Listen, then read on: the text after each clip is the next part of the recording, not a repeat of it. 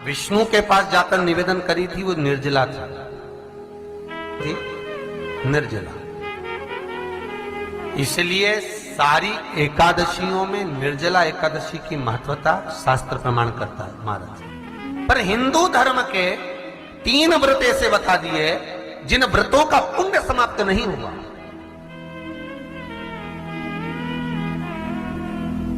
हिंदू धर्म के 3 व्रत ऐसे हो गए जिनका पुण्य समाप्त नहीं हुआ महाराज। जो जिनका पुण्य प्रबलता में बढ़ता गया।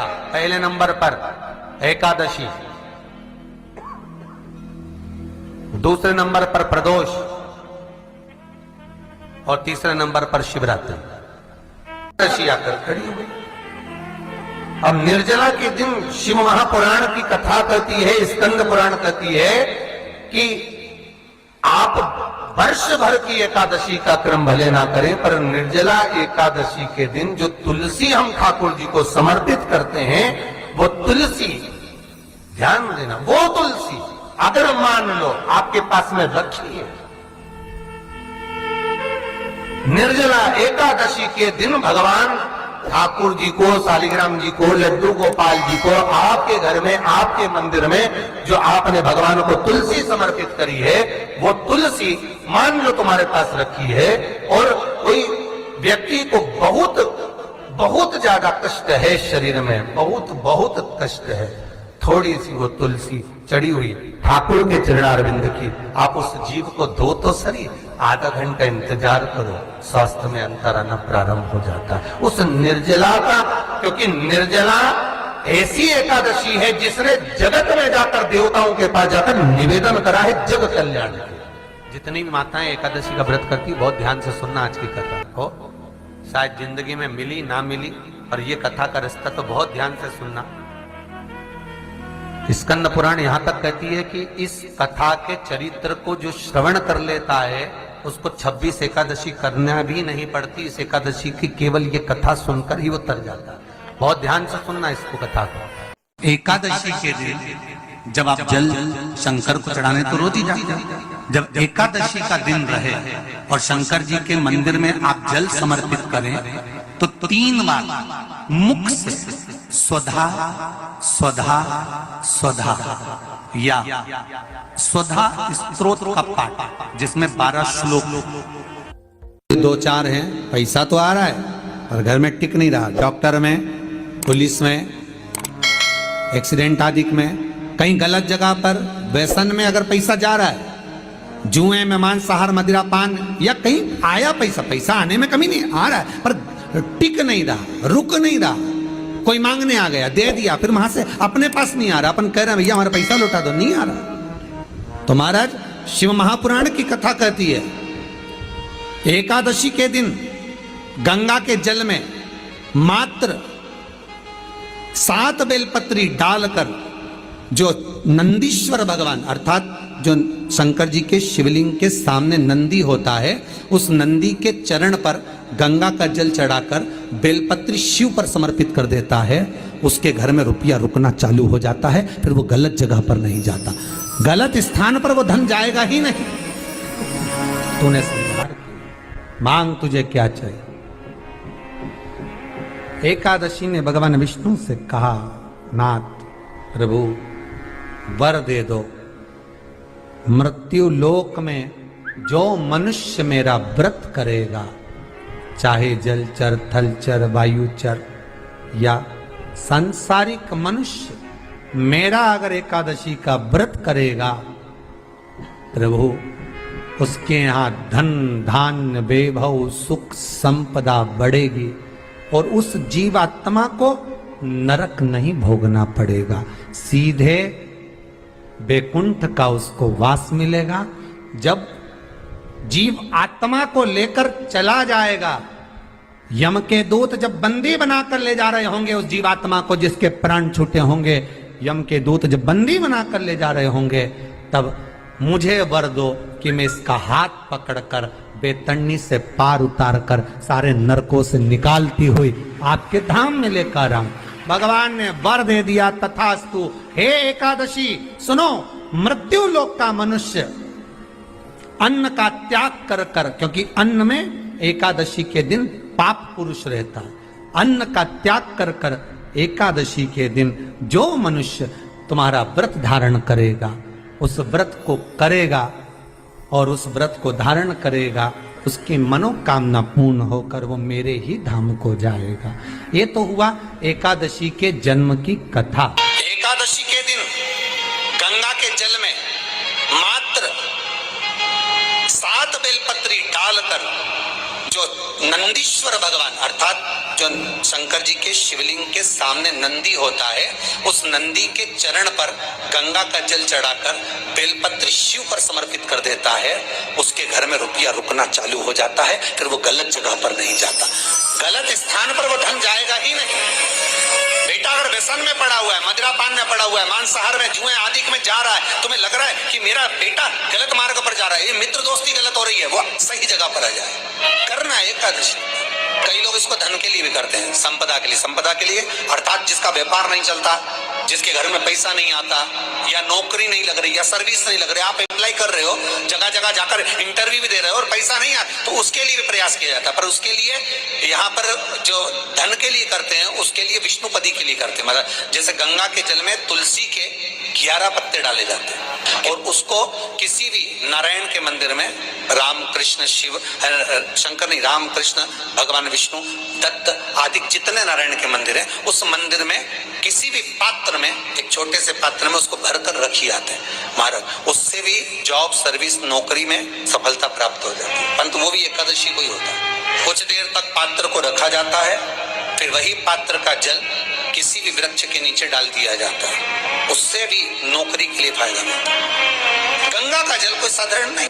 दशमी, एकादशी और द्वादशी, इन 3 तिथियों पर एक रोटी में थोड़ा सा मीठा रखकर सोमक पितृ का नाम लेकर यदि गाय को खिला दिया जाता है, तो अगर कोई पूर्वज प्रेत योनि में भी पड़ा हुआ होता है, भटक रहा होता है, जिसको पिंड नहीं मिला, जो अचानक मर गया होता है, अधोगति में चले गया होता है, उस जीव की मुक्ति दशमी, एकादशी और द्वादशी, 3 दिन सोमक पितृ का नाम लेकर रोटी में, पूड़ी में मीठा रखकर अगर गाय को खिला दिया जाता है ये 3 दिन तक, तो वो पितृ कभी भटकते नहीं है, उनको मुक्ति प्राप्त हो जाती है मोक्ष में।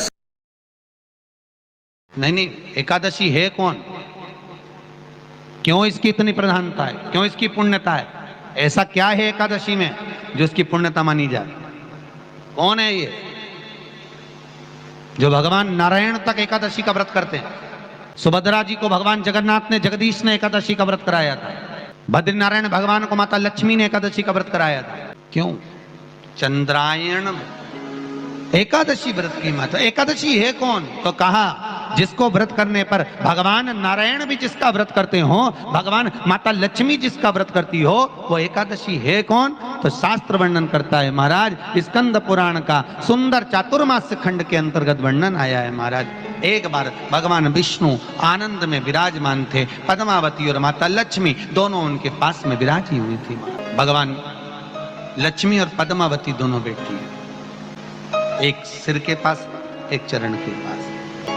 कुछ समय बाद वहीं पर ब्रह्मदेव का आगमन हुआ और ब्रह्मा जी आगमन पाकर भगवान नारायण पद्मावती से लगकर उठे और उठकर लक्ष्मी की ओर झुके। झुकने पर इन तीनों के समागम से भगवान नारायण के हृदय चित्त से एक कन्या प्रकट हो गई। उस कन्या का नाम एका था। क्या नाम था? एका। अब 10 उसके गुण इतने प्रबल थे, वो 10 गुण उसके बड़े प्रबल थे कि वो एका जिसको निहारती थी उसको संपदावान बना देती थी, जिसको देख लेती थी उसके जीवन में वो आनंद की अनुभूतियां करा देती थी। एका जिस मार्ग से जाती थी उस मार्ग के द्वार खोल देती थी। एका का पुण्य इतना पुण्य प्रखर। पद्मावती और लक्ष्मी ने कहा महाराज ये बेटी आपके द्वारा निर्मित हुई है, इसका कन्यादान करना चाहिए। हमारे यहाँ हिंदू धर्म में रीति है, जिस दिन कन्यादान करा जाता है उस दिन व्रत रखा जाता है। अब आजकल रखते कि नहीं रखते हो मालूम नहीं, और कन्यादान करते समय व्रत रखा जाता है, व्रत रखना है। एका का कन्यादान करना है, भगवान बोले कन्यादान करें, किसको दें? एका किसको दी जाए? एका प्रदान किसको करी जाए? पुण्यता किसको दी जाए? भगवान नारायण ने उसी समय लक्ष्मी और पद्मा से पूछा, तुम एकादशी के दिन जब आप जल शंकर को चढ़ाने तो रोज ही जाते हैं। जब एकादशी का दिन रहे और शंकर जी के मंदिर में आप जल समर्पित करें तो 3 बार मुख से स्वधा स्वधा स्वधा या स्वधा स्तोत्र का पाठ, जिसमें 12 श्लोक। 2-4 हैं, पैसा तो आ रहा है और घर में टिक नहीं रहा। डॉक्टर में, पुलिस में, एक्सीडेंट आदि में, कहीं गलत जगह पर, व्यसन में अगर पैसा जा रहा है, जुए में, मांसाहार, मदिरा पान, या कहीं आया पैसा, पैसा आने में कमी नहीं, आ रहा है पर टिक नहीं रहा, रुक नहीं रहा। कोई मांगने आ गया, दे दिया, फिर वहां से अपने पास नहीं आ रहा, अपन कह रहे हैं भैया हमारा पैसा लौटा दो, नहीं आ रहा। तो महाराज शिव महापुराण की कथा कहती है, एकादशी के दिन गंगा के जल में मात्र 7 बेलपत्री डालकर जो नंदीश्वर भगवान अर्थात जो शंकर जी के शिवलिंग के सामने नंदी होता है, उस नंदी के चरण पर गंगा का जल चढ़ाकर बेलपत्री शिव पर समर्पित कर देता है, उसके घर में रुपया रुकना चालू हो जाता है, फिर वो गलत जगह पर नहीं जाता, गलत स्थान पर वो धन जाएगा ही नहीं। तूने संहार किया, मांग तुझे क्या चाहिए? एकादशी ने भगवान विष्णु से कहा, नाथ प्रभु वर दे दो, मृत्यु लोक में जो मनुष्य मेरा व्रत करेगा, चाहे जलचर, थलचर, वायुचर या सांसारिक मनुष्य, मेरा अगर एकादशी का व्रत करेगा, प्रभु उसके यहां धन धान्य वैभव सुख संपदा बढ़ेगी और उस जीवात्मा को नरक नहीं भोगना पड़ेगा, सीधे बैकुंठ का उसको वास मिलेगा। जब जीव आत्मा को लेकर चला जाएगा, यम के दूत जब बंदी बनाकर ले जा रहे होंगे उस जीवात्मा को, जिसके प्राण छूटे होंगे, यम के दूत जब बंदी बनाकर ले जा रहे होंगे, तब मुझे वर दो कि मैं इसका हाथ पकड़कर बेतन्नी से पार उतार कर सारे नरकों से निकालती हुई आपके धाम में लेकर आऊं। भगवान ने वर दे दिया, तथास्तु। हे एकादशी सुनो, मृत्यु लोक का मनुष्य अन्न का त्याग कर कर, क्योंकि अन्न में एकादशी के दिन पाप पुरुष रहता है, अन्न का त्याग कर कर एकादशी के दिन जो मनुष्य तुम्हारा व्रत धारण करेगा, उस व्रत को करेगा और उस व्रत को धारण करेगा, उसकी मनोकामना पूर्ण होकर वो मेरे ही धाम को जाएगा। ये तो हुआ एकादशी के जन्म की कथा। एकादशी के दिन गंगा के जल में मात्र 7 बेलपत्री डालकर जो नंदीश्वर भगवान अर्थात जो शंकर जी के शिवलिंग के सामने नंदी होता है, उस नंदी के चरण पर गंगा का जल चढ़ाकर बेलपत्री शिव पर समर्पित कर देता है, उसके घर में रुपया रुकना चालू हो जाता है, फिर वो गलत जगह पर नहीं जाता, गलत स्थान पर वो धन जाएगा ही नहीं। बेटा अगर व्यसन में पड़ा हुआ है, मदिरा पान में पड़ा हुआ है, मांसाहार में, जुए आदि में जा रहा है, तुम्हें लग रहा है कि मेरा बेटा गलत मार्ग पर जा रहा है, ये मित्र दोस्ती गलत हो रही है, वो सही जगह पर आ जाए, करना है एकादशी। कई लोग इसको धन के लिए भी करते हैं, संपदा के लिए, संपदा के लिए अर्थात जिसका व्यापार नहीं चलता, जिसके घर में पैसा नहीं आता, या नौकरी नहीं लग रही, या सर्विस नहीं लग रही, आप अप्लाई कर रहे हो, जगह जगह जाकर इंटरव्यू भी दे रहे हो और पैसा नहीं आता, तो उसके लिए भी प्रयास किया जाता है। पर उसके लिए यहाँ पर जो धन के लिए करते हैं, उसके लिए विष्णुपदी के लिए करते हैं। मतलब जैसे गंगा के जल में तुलसी के 11 पत्ते डाले जाते हैं और उसको किसी भी नारायण के मंदिर में, राम कृष्ण शिव शंकर नहीं, राम कृष्ण भगवान विष्णु दत्त आदि जितने नारायण के मंदिर हैं, उस मंदिर में किसी भी पात्र में, एक छोटे से पात्र में उसको भरकर रखी जाते हैं महाराज, उससे भी जॉब सर्विस नौकरी में सफलता प्राप्त हो जाती है। परंतु वो भी एकादशी को ही होता है। कुछ देर तक पात्र को रखा जाता है, फिर वही पात्र का जल किसी भी वृक्ष के नीचे डाल दिया जाता है, उससे भी नौकरी के लिए फायदा मिलता है। गंगा का जल कोई साधारण नहीं। दशमी, एकादशी और द्वादशी, इन 3 तिथियों पर एक रोटी में थोड़ा सा मीठा रखकर सोमक पितृ का नाम लेकर यदि गाय को खिला दिया जाता है तो अगर कोई पूर्वज प्रेत योनि में भी पड़ा हुआ होता है, भटक रहा होता है, जिसको पिंड नहीं मिला,